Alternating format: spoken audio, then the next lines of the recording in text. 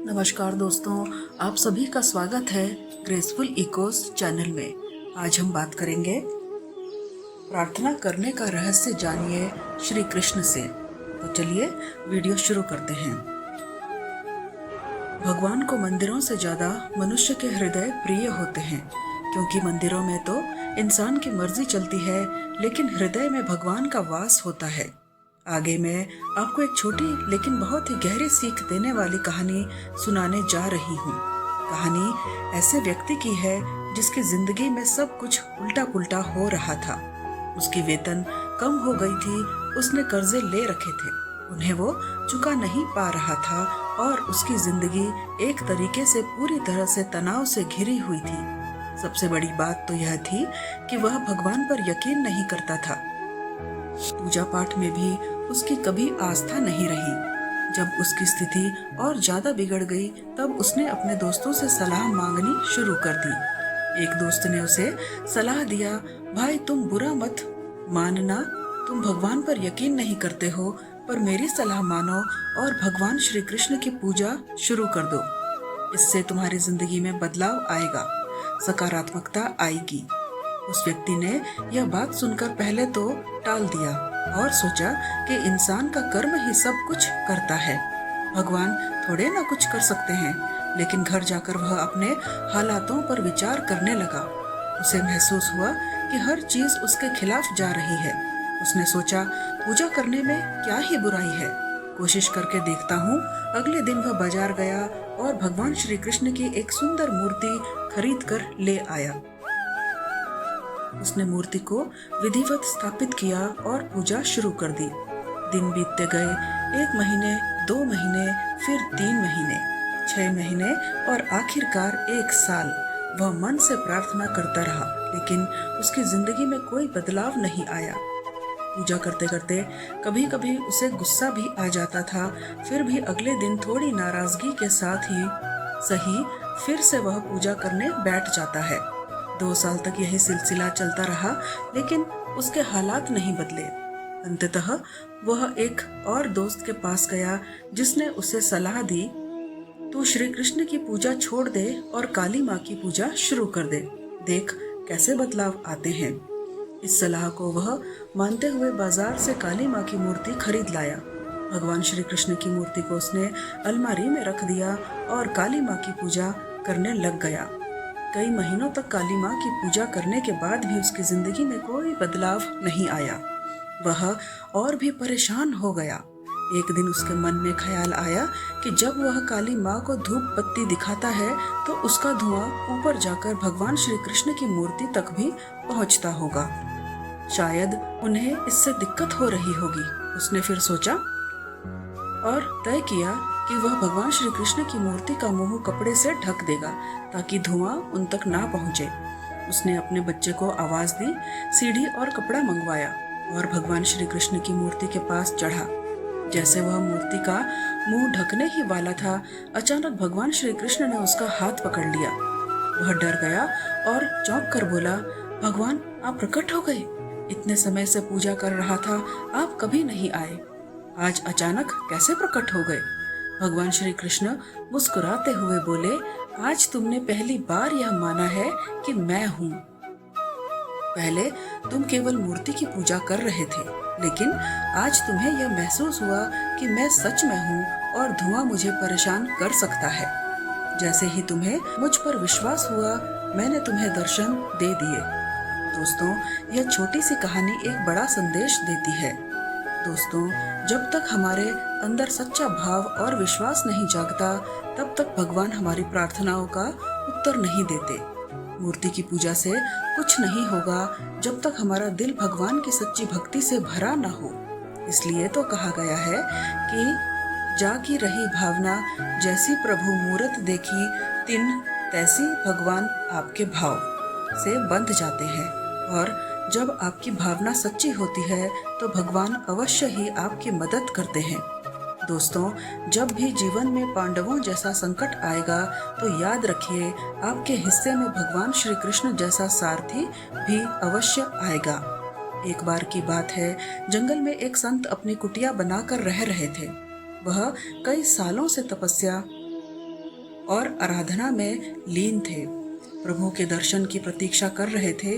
भगवान श्री कृष्ण के बड़े भक्त थे, लेकिन अभी तक उन्हें प्रभु के दर्शन नहीं हुए थे। एक दिन उसी जंगल में एक शिकारी आ गया। जंगल उसके लिए नया था और उसने सुना था कि इस जंगल में बड़े बड़े जानवर होते हैं। शिकार की तलाश में घूमते हुए उसे संत की कुटिया दिखाई दी। उसने कुटिया का दरवाजा खटखटाया और विनम्रता से पूछा, क्या मुझे थोड़ा भोजन और पानी मिल सकता है? अंदर से बाबा जी निकले और पूछे, भैया तुम कौन हो? शिकारी ने ईमानदारी से जवाब दिया, मैं एक शिकारी हूँ, शिकार करने आया हूँ। किसी ने बताया है कि यह घना जंगल है और यहाँ बड़े बड़े जानवर हैं, इसलिए मैं यहाँ आ गया हूँ। शिकारी ने फिर से संत से पूछा, आप कौन हैं और यहाँ क्या कर रहे हैं? संत ने हंसते हुए कहा, मैं भी तुम्हारी ही तरह एक शिकारी हूँ, लेकिन मेरे शिकार का इंतजार बहुत सालों से कर रहा हूँ। शिकारी ने आश्चर्य से पूछा, आपका शिकार कैसा दिखता है? मैं बड़े बड़े जानवर पकड़ चुका हूँ, आपकी भी मदद कर सकता हूँ। बाबा जी ने कुछ पलों के लिए सोचा और बोले, मेरा शिकार सांवला है, सिर पर मोर मुकुट पहनता है और बांसुरी भी बजाता है, लेकिन वह मुझे मिल नहीं रहा। बहुत समय से उसकी प्रतीक्षा कर रहा हूँ। यह सुनते ही बाबा जी की आंखों में आंसू आ गए। वे भावुक हो गए और बोला, बाबा जी आप चिंता मत कीजिए, मैं प्रतिज्ञा करता हूँ कि जब तक आपका शिकार पकड़कर नहीं लाता तब तक मैं अन्न का एक दाना भी नहीं खाऊंगा। शिकारी ने तुरंत अपने जाल को घने जंगल में फैलाया और एक बड़े पेड़ के ऊपर जाकर बैठ गया। वह सांवले सलोने प्रभु का इंतजार करने लगा।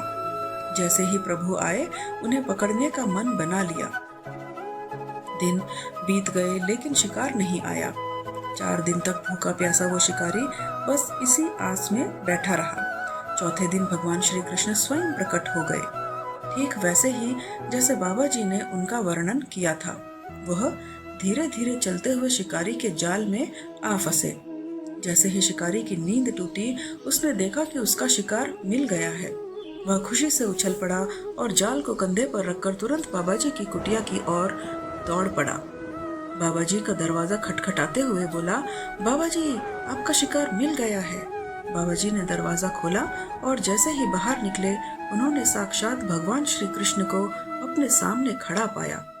बाबा जी भगवान के चरणों में गिर पड़े और रोते हुए बोले, प्रभु मैं इतने वर्षों से आपकी तपस्या कर रहा हूँ, फिर भी मुझे दर्शन नहीं दिए, लेकिन इस शिकारी को आपने तुरंत दर्शन दे दिए। भगवान श्री कृष्ण मुस्कुराए और बोले, बाबा इस शिकारी के भाव तुम्हारे भाव से अधिक गहरे और सच्चे थे। यह पूर्ण निष्ठा से मेरी प्रतीक्षा कर रहा था।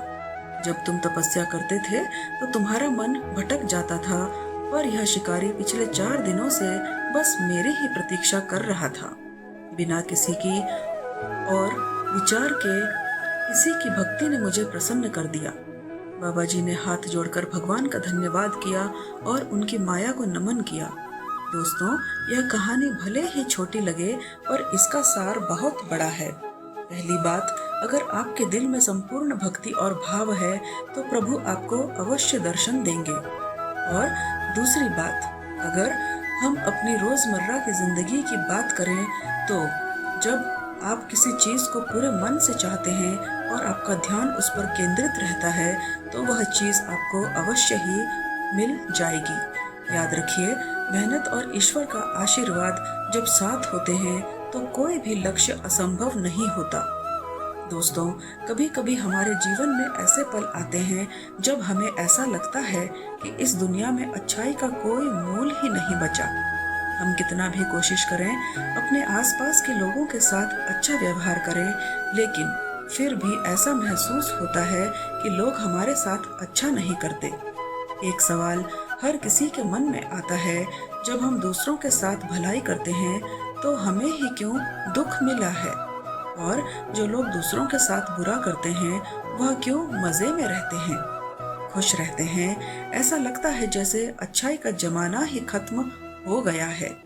लेकिन दोस्तों, एक पल के लिए रुकिए और सोचिए, अगर आपके पास चुनने का मौका हो तो आप अपने जीवन में किसे अपने करीब रखना चाहेंगे? वह लोग जो आपके साथ अच्छाई करते हैं या वह जो आपके साथ बुराई करते हैं? जब आप किसी पर भरोसा करना चाहेंगे तो किस पर करेंगे और किससे प्रेम करेंगे?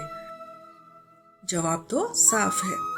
आप उन लोगों को ही चुने जो आपके साथ अच्छे हैं, जो आपकी भलाई चाहते हैं।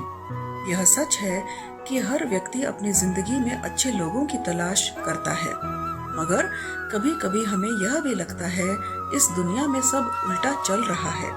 बुरे लोग आराम से जिंदगी जी रहे हैं, जबकि अच्छे लोग संघर्ष कर रहे हैं। यह विचार कितना असहज करता है ना?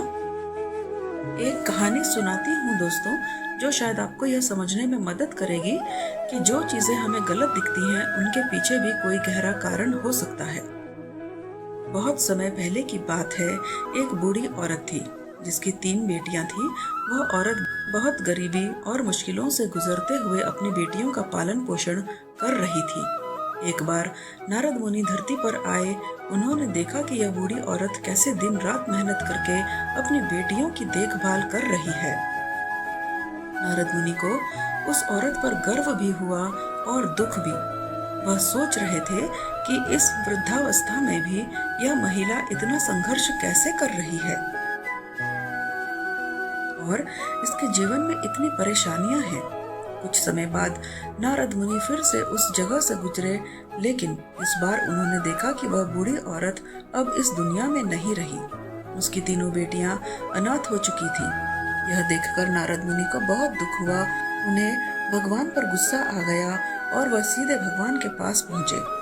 नारद मुनि ने भगवान से कहा, हे प्रभु, आप इस दुनिया को सही से नहीं चला रहे हैं। जिन लोगों को इस दुनिया में कोई जरूरत नहीं है, वह बहुत लंबी उम्र जीते हैं, और जो लोग संघर्ष कर रहे हैं, उनकी जरूरत है। उन्हें आप इतनी जल्दी क्यों ले जाते हैं? अब इन 3 अनाथ बच्चियों का क्या होगा? आपने इनका एकमात्र सहारा भी छीन लिया। भगवान ने मुस्कुराते हुए कहा, नारद, तुम एक बार फिर से धरती पर जाओ और देखो कि क्या हुआ। नारद मुनि ने भगवान की बात मानी और फिर से धरती पर आ गए। वहां जाकर उन्होंने देखा कि वह 3 बच्चियां अब अनाथ नहीं रहीं। दरअसल एक दिन वहां से रानी का काफिला गुजर रहा था, और जब रानी ने उन बच्चियों को रोते हुए देखा तो उनका दिल पिघल गया।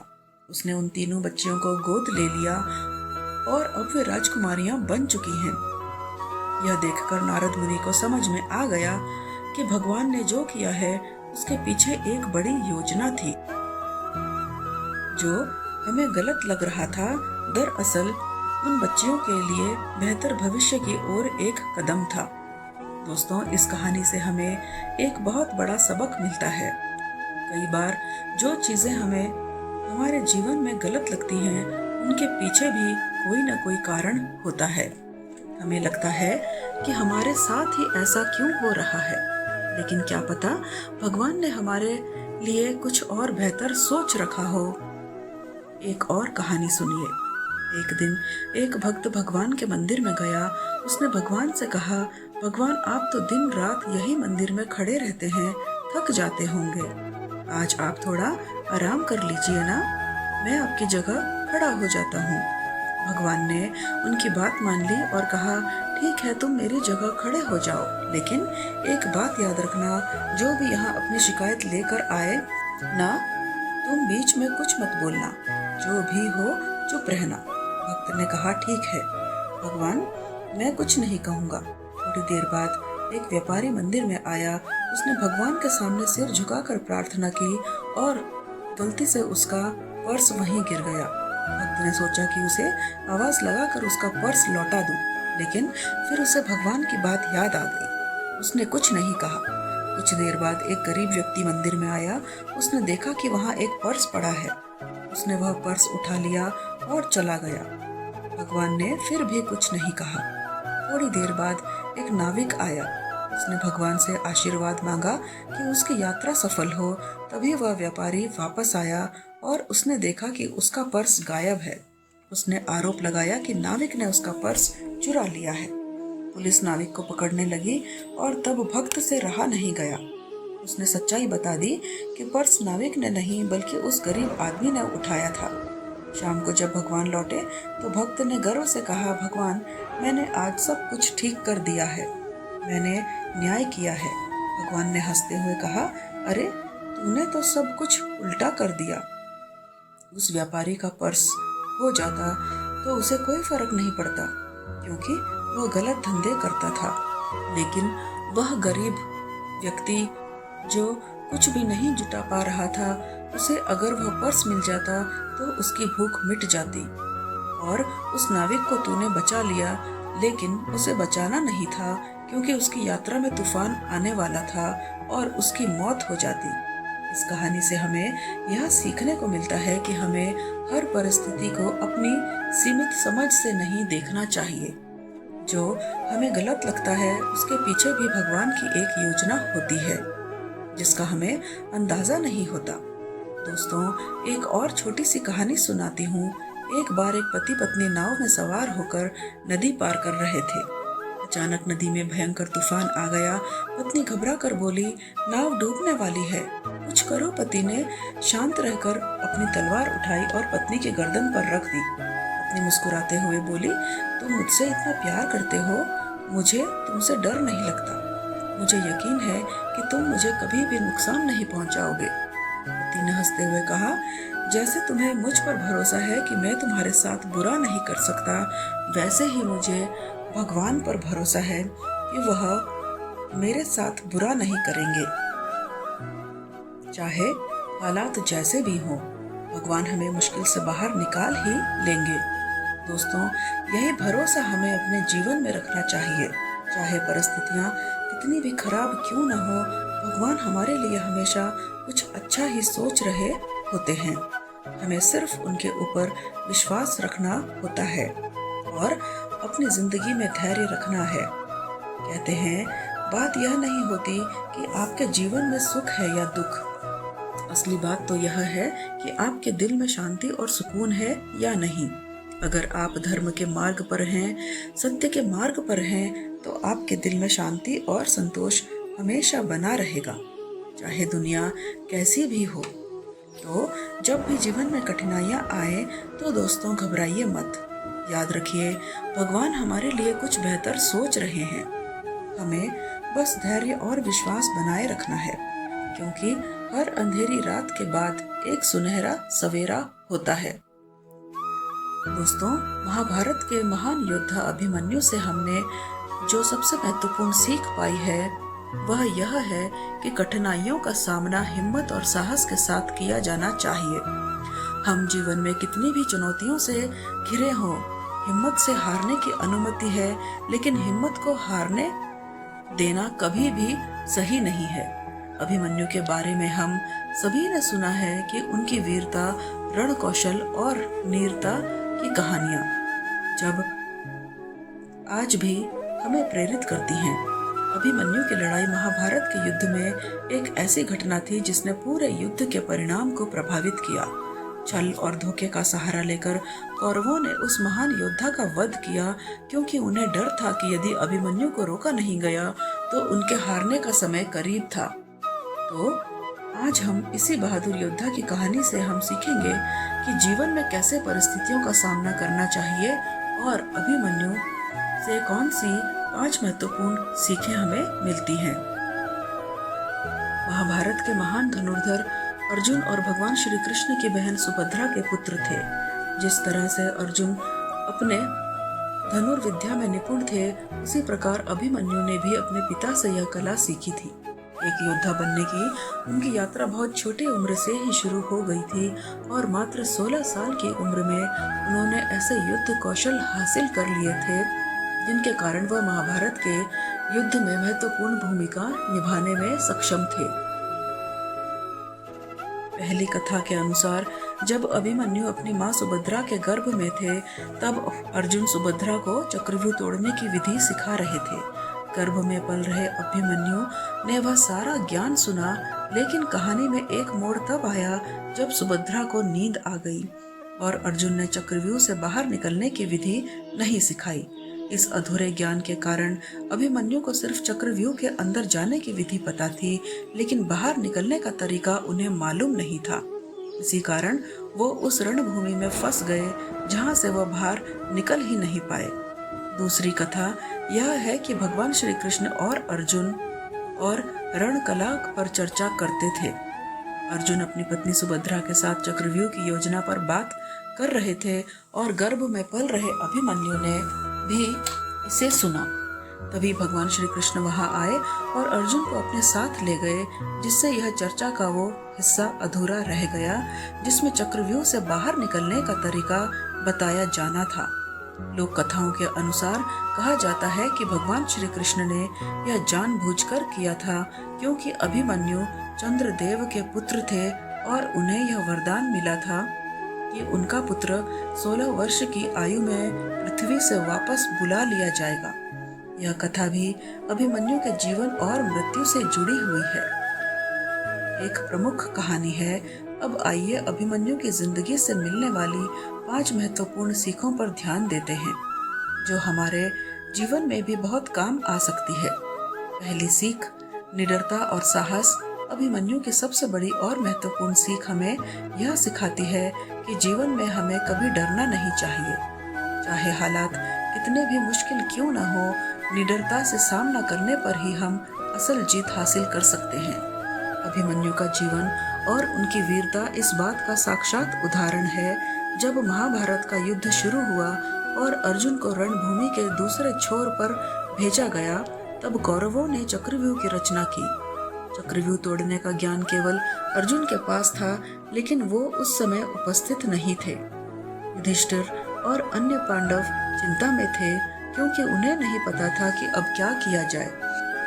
उसी समय अभिमन्यु आगे आए और बोले, मुझे चक्रव्यूह तोड़ना आता है, मैं इसके अंदर जा सकता हूँ। युधिष्ठिर और अन्य पांडव थोड़े घबराए हुए थे, क्योंकि अभिमन्यु को केवल चक्रव्यूह तोड़ना आता था, बाहर निकलने का तरीका नहीं पता था। लेकिन अभिमन्यु की निडरता और आत्मविश्वास ने सबको हिम्मत दी।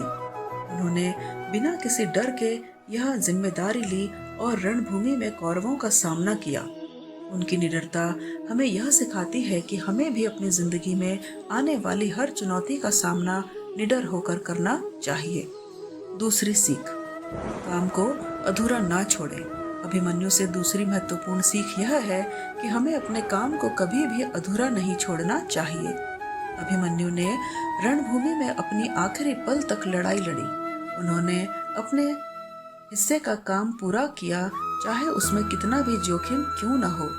अभिमन्यु ने न केवल चक्रव्यूह तोड़ा, बल्कि कौरवों की सेना के प्रमुख योद्धाओं को भी मार गिराया। जब कौरव को यह महसूस हुआ कि वे अभिमन्यु को अकेला नहीं हरा सकते, तब उन्होंने उसे छल से घेर लिया और एक साथ हमला किया। फिर भी अभिमन्यु ने हार नहीं मानी और अपनी अंतिम सांस तक लड़ते रहे। उनका यह साहस और संकल्प हमें सिखाता है कि चाहे हमारी परिस्थितियां कितनी भी कठिन क्यों न हो, हमें अपने काम को पूरी ईमानदारी और दृढ़ता के साथ पूरा करना चाहिए। तीसरी सीख, ज्ञान हमेशा ग्रहण करें। अभिमन्यु से तीसरी बड़ी सीख यह है कि ज्ञान कहीं से भी प्राप्त हो सकता है और हमें उसे ग्रहण करने का अवसर नहीं छोड़ना चाहिए। अभिमन्यु ने अपनी माँ के गर्भ में ही चक्रव्यूह को तोड़ने की कला सीख ली थी। यह हमें सिखाता है कि ज्ञान की कोई सीमा नहीं होती, न ही कोई सही समय। हमें हर अवसर को एक नई सीख के रूप में लेना चाहिए। जीवन में हमें सतर्क रहना चाहिए और हर पल कुछ नया सीखने की कोशिश करनी चाहिए, क्योंकि कभी कभी छोटी छोटी जानकारियां ही बड़े बड़े निर्णय लेने में मदद कर सकती हैं। चौथी सीख, अधूरा ज्ञान खतरनाक होता है। अभिमन्यु की कहानी हमें यह सिखाती है कि अधूरा ज्ञान हमेशा खतरनाक होता है। उन्हें चक्रव्यूह तोड़ने का तरीका पता था, लेकिन बाहर निकलने का तरीका उन्हें मालूम नहीं था। इसी अधूरे ज्ञान के कारण वह चक्रव्यूह के अंदर फंस गए और कौरवों के छल का शिकार हो गए। यदि अभिमन्यु को चक्रव्यूह से बाहर निकलने की विधि पता होती, तो शायद वह इस जाल से बाहर आ सकते थे। यह हमें समझाता है कि जीवन में हमें कभी भी कार्य को अधूरे ज्ञान के साथ नहीं करना चाहिए। हर चीज को पूरी तरह से समझना और सीखना चाहिए ताकि किसी भी प्रकार की समस्या का समाधान निकल सके। अधूरी जानकारी से लिए गए निर्णय अक्सर गलत साबित होते हैं। पांचवी और अंतिम सीख, कर्म पर ध्यान दें, फल की चिंता ना करें। अभिमन्यु की सबसे महत्वपूर्ण और गहरी सीख यह है कि जीवन में हमारा काम कर्म करना है, ना कि फल की चिंता करना है। उन्होंने चक्रव्यूह में जाने का साहस दिखाया क्योंकि वह अपने कर्तव्य के प्रति ईमानदार थे। यह हमें सिखाता है कि हमें अपने जीवन में हर कदम सोच समझकर उठाना चाहिए, लेकिन उस कदम का परिणाम क्या होगा इसकी चिंता नहीं करनी चाहिए। फल पर हमारा अधिकार नहीं होता, लेकिन कर्म पर हमारा अधिकार होता है। अभिमन्यु का जीवन इस बात का उदाहरण है कि हमें अपने कर्म पर ध्यान देना चाहिए और फल को भगवान पर छोड़ देना चाहिए। दोस्तों, अभिमन्यु की यह 5 सीखें हमें जीवन में आने वाली कठिनाइयों का सामना करने, अपने कार्यों को पूरा करने, ज्ञान को ग्रहण करने और अपने कर्मों पर ध्यान देने के लिए प्रेरित करती हैं। उनके जीवन से यह प्रेरणा मिलती है कि चाहे परिस्थिति कितनी भी चुनौतीपूर्ण क्यों न हो, अगर हम अपने साहस, ज्ञान और कर्म के साथ डटे रहते हैं तो हम निश्चित ही बड़ी से बड़ी चुनौतियों का सामना आसानी से कर सकते हैं। दोस्तों, जिंदगी में कई बार ऐसे पल आते हैं जब हमारी सारी हिम्मत टूटने लगती है। हम खुद को थका हुआ, हारा हुआ महसूस करते हैं और समस्याओं में हम इस कदर उलझ जाते हैं कि निकलना नामुमकिन सा लगता है। चाहे कितना भी कोशिश कर लें, लाख मेहनत कर लें, फिर भी अपने दुखों से उभरने नहीं पाते। उस समय हमें समझ ही नहीं आता कि हमने ऐसा क्या किया है जिसकी वजह से यह सब कुछ हमारे साथ हो रहा है। हमें इस बात की कोई वजह समझ में नहीं आती कि हमारे जीवन में इतनी परेशानियां क्यों आ गई है। कुछ भी करने का मन नहीं करता, किसी चीज में खुशी नहीं मिलती, दिल और दिमाग दोनों मायूस हो जाते हैं।